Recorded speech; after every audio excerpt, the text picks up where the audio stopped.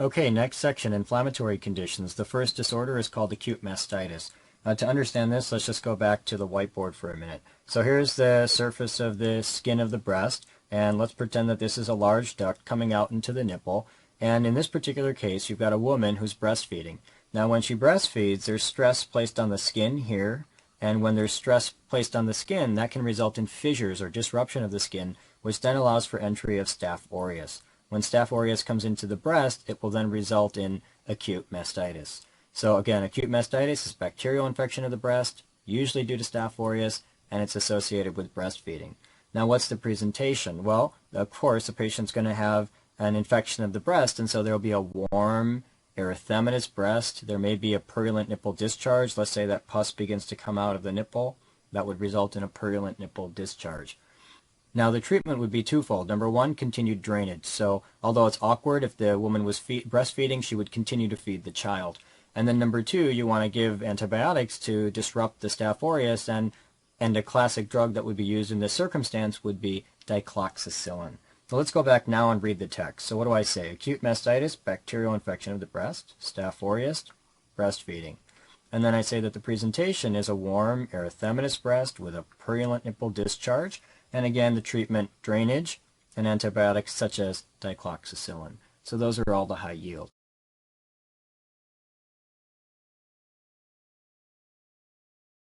Important to note that this particular disorder can progress to formation of an abscess, a walled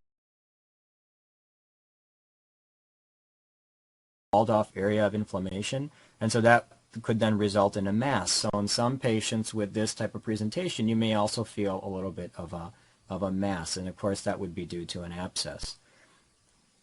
The next disorder is periductal mastitis, and this is inflammation of the subareolar ducts. Let's go to the whiteboard for a minute and do a little normal, and then this disorder becomes very straightforward. So here's the skin of the breast, and here's a large subareolar duct. Let's remind ourselves that this large subareolar duct is lined by epithelial cells, which are columnar.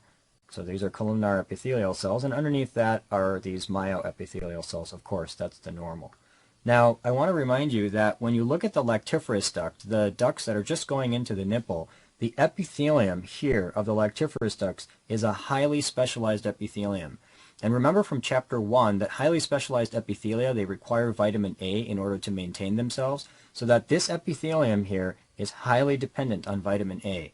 Now, if a patient smokes, and this disorder is predominantly seen in smokers, by the way, if a patient smokes, they get a relative vitamin A deficiency, and when they get a relative vitamin A deficiency, they lose the ability to maintain this specialized epithelium, so that this epithelium now becomes squamous.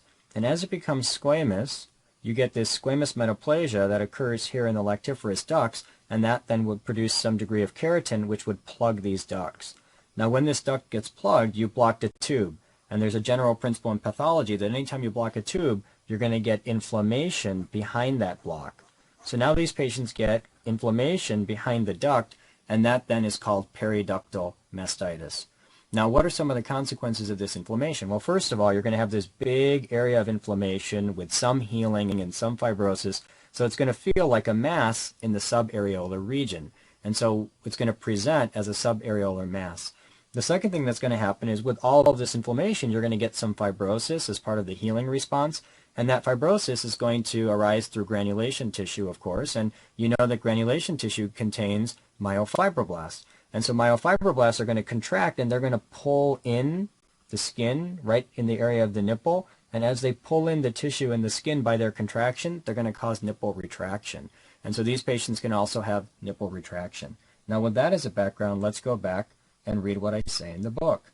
So I say that periductal mastitis is inflammation of the subareolar ducts, usually seen in smokers. I've already explained that, again because of a relative vitamin A deficiency, and it classically presents as a subareolar mass with nipple retraction.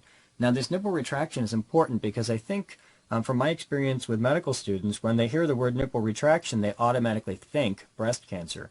However, that's not always the case. You can have nipple retraction with, for example, an inflammatory condition such as periductal mastitis. The next disorder is called mammary duct ectasia. And the idea here is, again, go back to the whiteboard, here's the skin, and then you've got this normal duct, and you get inflammation of the duct, and when you get inflammation of the duct, you get some dilatation of that duct. That's called mammary duct ectasia. Now, as you get dilatation of the duct, all the inflammatory debris is going to be piling up within that duct, and some of that inflammatory debris will come out of the nipple, giving what is classically seen in this particular disorder of a green-brown nipple discharge, very high yield.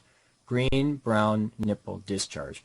And that is basically the idea of mammary duct ectasia. Inflammation of the wall of the subareolar duct, which then results in ectasia or dilatation of that duct. And then, of course, that then is going to result in this green-brown nipple discharge coming out of the duct. Of course, at the same time, because you've got inflammation, you might feel a little bit of a mass. So let's go now and read what I say in the book. So I say mammary duct ectasia is inflammation with dilatation of the subareolar ducts. It's relatively rare. It classically arises in multiparous postmenopausal women. Now, this is very important. The classic history on an examination would be that you would have a multiparous woman, but I want to highlight here that this is a mass, right, because it's going to form a mass because of the inflammation. This is a mass in a postmenopausal woman. Generally speaking, when we think about masses in postmenopausal women, we're very worried about cancer. And that's because breast cancer is predominantly a disease of postmenopausal women. So again, this is the general principle that, yes, breast cancer normally occurs in postmenopausal women, but again, you should remember that not every mass in a postmenopausal woman is a breast cancer. And so this is another example where examiners like to try to make you think that they're dealing with breast cancer, but you're not dealing with breast cancer, you're dealing with mammary duct ectasia. And what's going to give that away is this green-brown nipple discharge. That's super high yield. If you've got green-brown nipple discharge, it's highly suggestive of mammary duct ectasia. Now, of course, if you were worried, and in particular because this is a postmenopausal woman, you might be worried, so you do a biopsy. And when you do a biopsy, you'll see chronic inflammation with plasma cells, and the plasma cells are characteristic as well of this disorder. The last of the inflammatory disorders is fat necrosis. This is where you get necrosis of the breast fat. Now, remember from chapter 1 of our text that when you get fat necrosis, there's two ways. You can have enzymatic digestion of the fat, for example, as occurs with the peripancreatic fat in pancreatitis, or you can have trauma-related disruption of the fat. And so in fat necrosis of the breast, it's usually related to trauma. Now, why is this important? Because it can present in two ways. It can present as a mass, so for example, either the woman feels the mass or the physician feels the mass, and that's because fat necrosis was going to result in disruption of the fat and some fibrosis and some giant cell reaction and some inflammation, which could then form a mass. But perhaps even more classic and particularly high yield is that it can also result in calcification on mammogram. The idea again is that when you have fat necrosis, you get saponification. Then saponification is the addition of calcium to that fat necrosis, and when a woman goes for mammogram, they'll detect the calcifications, and recall that calcifications are one way by which we screen for breast cancer. So it could produce calcifications, which would then require, in certain cases, a biopsy. And if a biopsy were to be performed, we would see necrotic fat with associated calcifications because of the quote-unquote saponification, and then the presence of giant cells as well. And that's the classic finding in fat necrosis. Now, I'll just remind you, especially on examinations, they don't usually tell you that there's a history of trauma. In fact, even clinically, most women will not come and say, oh yeah, I had this trauma. They don't recognize that they had trauma. For example, a woman plays softball and gets hit with a softball in the chest. She wouldn't necessarily call that trauma, but that might be sufficient trauma to actually result in fat necrosis. And so when I say trauma, it doesn't need to be a major form of trauma. It could be anything that could damage the fat of the breast parenchyma. And so that closes off our section on inflammatory disorders.